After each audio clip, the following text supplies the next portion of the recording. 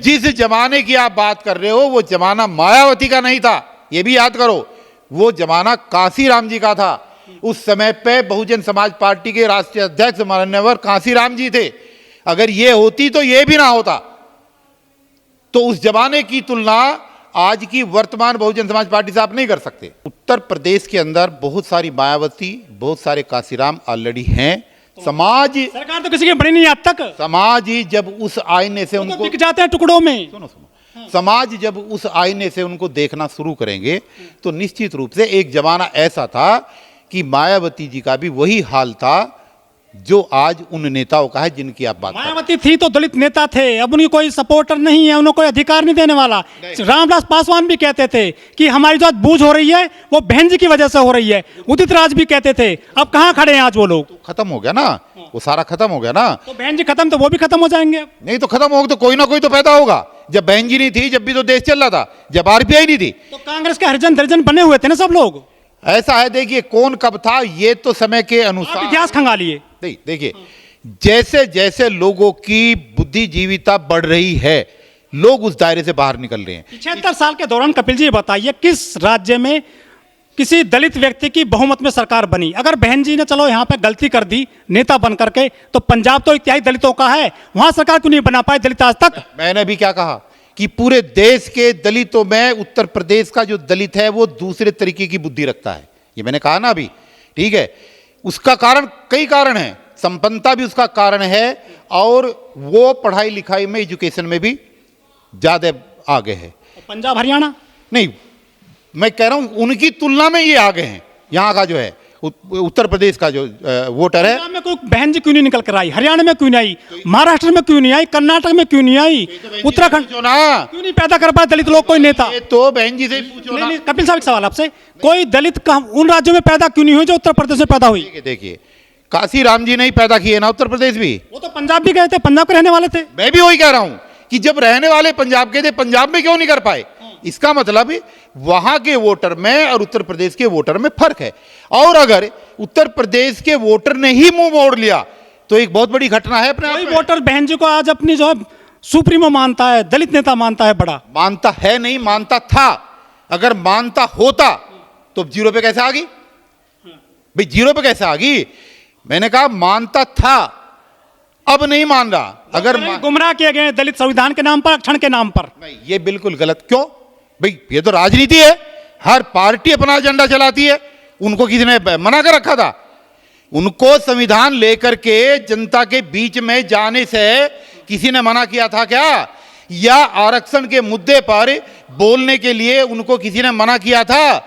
या देश के अलग अलग लोकसभा के प्रोग्रामों में जाकर के मीटिंग करना और अपने वोट बैंक को बचाना और समझाना, क्या उनको किसी ने मना किया था? जब वो जाएंगे ही नहीं, पूछेंगे ही नहीं, तो फिर क्या होगा? 75 साल हो गए देश को आजाद हुए, किसी ने इतना साम्राज्य खड़ा किया जितना बहन जी ने खड़ा किया अपने 5 साल की सरकार के दौरान?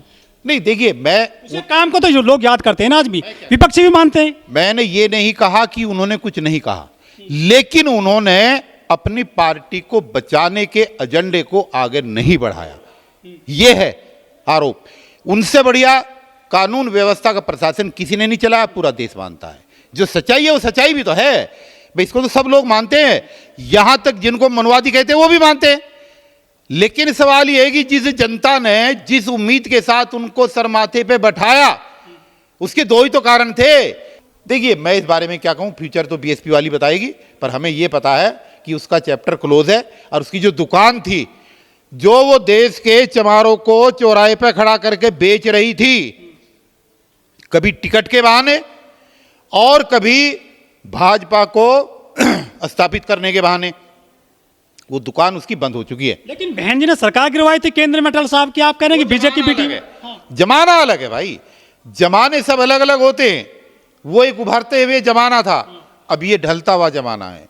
अब ये बुढ़ापा बचाने का जमाना है, उस समय पे शिखर पे चढ़ने का जमाना था। सर बीएसपी 40 साल पुरानी पार्टी है और आज उसकी गति ये हो गई है, वो जीरो पर आकर रुक गई है और जो वोट बैंक है वो माइनस में होता जा रहा है। आज आप बीएसपी को कहां देख रहे हैं?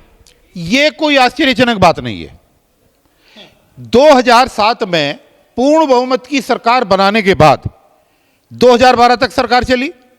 उसके बाद में आप देख लीजिए 2012, 2012 के बाद में 2014, फिर 2017, फिर 2019, फिर 2022, अब 2024, 6 चुनाव लगातार हो गए जिसमें बहुजन समाज पार्टी धीरे धीरे धीरे धीरे धीरे नीचे परसेंटेज में आती चली गई। 2014 में 0 पर आउट हुए लोकसभा के चुनाव में। 2019 में गठबंधन हुआ सपा बसपा का, तो 10 सीटें आई। उसके बाद में फिर गठबंधन तोड़ दिया, और तोड़ करके जैसे ही विधानसभा का चुनाव हुआ तो विधानसभा के चुनाव में मात्र 1 सीट आई। तो जिस पार्टी को यह पता है कि गठबंधन की आज देश के अंदर क्या अहमियत है, उसको तोड़ करके वो बार बार अकेले चुनाव लड़ने की घोषणा कर रही है, तो इनका हाल तो ये होना ही था। और सच्चाई ये है कि बीएसपी अब आगे के लिए हमेशा के लिए खत्म पार्टी हो गई है। बड़ा सवाल ये है कपिल साहब कि बीएसपी 2012 के बाद से 24 तक 12 साल लगातार हारती आ रही है, लेकिन बीएसपी की सुप्रीमो बहन कुमारी मायावती देखती रही पार्टी को हारते हुए। उन्होंने कोई बड़ा एक्शन क्यों नहीं लिया 12 साल के दौरान? देखिए, अब वो समझ चुकी हैं कि एक पीरियड होता है हर नेता का, उस पीरियड का जो उनका समय अवधि थी, जो कालखंड था, वो लगभग खत्म हो चुका है। और सबसे बड़ी राजनीति में खत्म होता है क्या किसी कालखंड? लगभग 30 साल के बाद सब खत्म हो जाता है। इसको 30 साल हो चुके हैं, 30 साल से भी ज्यादा शरद पवार का खत्म नहीं हुआ है। शरद पवार का देखिए, मोदी जी प्रधानमंत्री बने तीसरी बार। ऐसा है, मैं दलित राजनीति की बात कर रहा हूं, उसका एक बहुत बड़ा कारण है। तो क्या जातिवाद है दलितों से राजनीति में? यहां पर प्रतिस्पर्धा भी बहुत ज्यादा है और होनी भी चाहिए। नई पीढ़ियां आती है, जो पहले वाले लोग हैं वो नई पीढ़ी को आगे नहीं आने देते, और उसका परिणाम ये होता है कि नई पीढ़ी उन पुराने लोगों से उन सत्ता को छीनने की कोशिश करती है। यही आरपीआई में हुआ पहले, यही अब बहुजन समाज पार्टी में चल रहा है। फिर दोबारा इसका कहीं कोई उदय होगा, फिर एक नई शक्ति पैदा होगी, जिसकी वजह से ये सारा उथल पुथल चलेगा। ऑफिशियली है कि बहुजन समाज पार्टी के अपने पार्टी के फंड में 800 करोड़ रुपए व्हाइट का है। क्या करेंगे उस पैसे का भाई?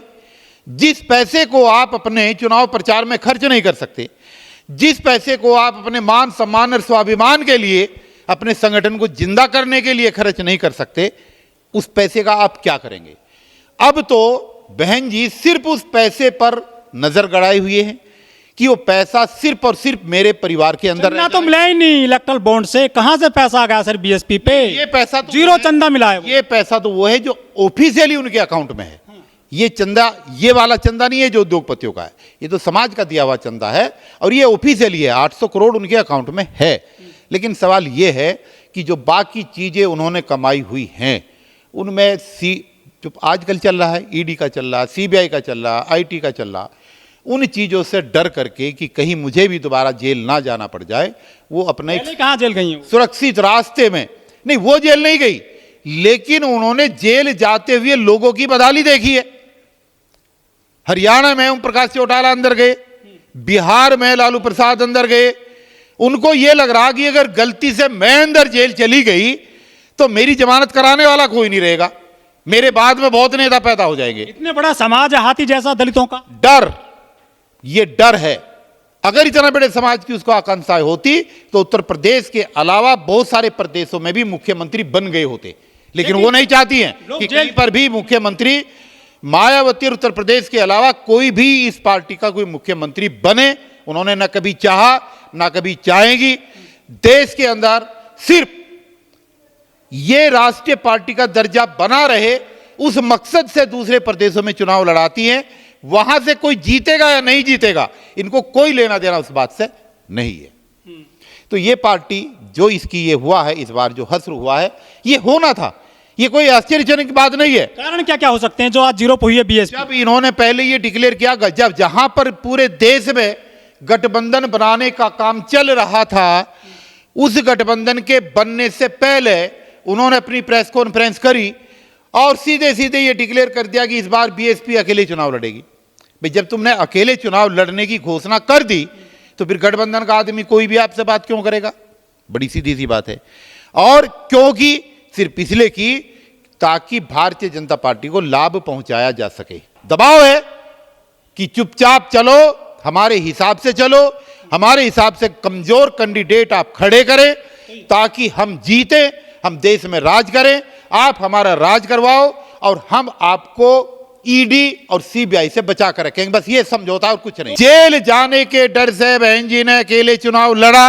अकेले चुनाव लड़ करके बहन जी ने भारतीय जनता पार्टी को स्थापित करने में मदद करी और उसके बदले में उसको ये मिला कि उसके भाई भतीजे और उसके ऊपर ईडी और सीबीआई के छापे नहीं पड़े। जो अनाप शनाप अरबों खरबों की संपत्ति उन्होंने बना रखी है उसको वो बचाने में कामयाब होगी और वो जब तक रहेगी वो इसी लाइन पर चलेगी और पिछले 12 साल से 2012 से लेकर अब तक वो उसी लाइन पर चल रही है। तो जो उत्तर प्रदेश का दलित वोट बैंक है, क्या वो अनाथ हो गया है पॉलिटिकली रूप से? देखिए, उत्तर प्रदेश का दलित वोट बहुत ही संपन्न लोगों का वोट बैंक है, ये मैं बता दूं आपको। देश के अलग प्रदेशों में उत्तर प्रदेश का जो वोटर है वो बुद्धिजीवी वर्ग है। वो अब देख रहा है, वो तलाश रहा है कि भाई मुझे कहां अपना रास्ता बनाना है, क्योंकि अगर वो ऐसा ना करता तो बीएसपी फिर 8% पे थोड़ी आती। इसका मतलब बीएसपी को उन्होंने बुरी तरीके से नकार दिया है, बुरी तरीके से। बाकी कुछ अंधभक्त है या बिक गया है? नहीं, बिका नहीं है। देखिए, उन्होंने संविधान को लेकर के, आरक्षण और संविधान के मुद्दे को लेकर, संविधान की तो बात बहन जी करती हैं। नहीं, अपनी वोट को उनको पता था कि करती हैं, लेकिन भाजपा को बहन जी नहीं रोक पाएंगी। भाजपा को तो बहन जी सहयोग कर रही है स्थापित होने में। अब किसने रोक? अब रुक गई बीजेपी। भाई उत्तर प्रदेश के अंदर क्या हुआ? आपने उत्तर प्रदेश की बात कही ना, उत्तर प्रदेश के अंदर क्या हुआ? जिन्होंने संविधान बचाने की बात कही, सारा दलित वोट छिटक करके इंडिया गठबंधन पे गया और उसी का परिणाम है कि 80 में से 43 सीट इंडिया गठबंधन की आई, जो किसी ने सोची भी नहीं थी। ये उत्तर प्रदेश के दलित वोटर का एक दिमाग की उपज थी जो वो सही जगह पे गया और उस वोटर ने मोदी के 400 पार के नारे को न सिर्फ ध्वस्त किया बल्कि भाजपा को भी पूर्ण बहुमत ले जाने से रोका। तुझे पैसे इकट्ठे करने की क्या जरूरत थी? बचा के रखती ना उसको। पार्टी तो पैसे से चलती है ना, उसमें पैसा लगा कर आ रही है। पार्टी अगर पैसे से चलती है, मैं आपकी बात बढ़ा रहा हूं, तो फिर पार्टी के फंड में जो पैसा है उसको क्यों नहीं खर्च कर रही? वो तो अभी भी पार्टी का प्रचार करने के लिए जहां रैली में जाती है, आपको पता नहीं है, मैं चुनाव लड़ चुका हूं, जहां पर प्रत्याशी के विधानसभा या लोकसभा में वो चुनाव का प्रचार करने जाती है, प्रत्याशी से पैसे लगवाती है। पार्टी अपना 1 रुपया नहीं खर्च करती। तो सभी पार्टियों में पैसे देते हैं, टिकट खरीदते हैं। जब सब में नहीं होता, सब में बोली लगती है, जो ज्यादा पैसा देगा वो। पहले समझने की कोशिश करो। मैं ये कह रहा हूं कि तुम्हारी पार्टी के पास पैसा है तो अपनी पार्टी को बचाने के लिए तो उसको खर्च करो। वो तो करते हैं चुनाव प्रचार में, तो पैसा कुछ नहीं हो रहा, कुछ नहीं होता। जिन लोगों ने बहुजन समाज पार्टी से कभी चुनाव नहीं लड़ा और लड़कर नहीं देखा और टिकट मांग के नहीं देखा और अपनी अलमारी में से 2 पैसे निकाल करके बहुजन समाज की मीटिंग करा करके नहीं देखा, उन करोड़ अंधभक्तों को कुछ नहीं पता। उनको अभी भी चश्मा लगा, उनका चश्मा उतरने में टाइम लगेगा।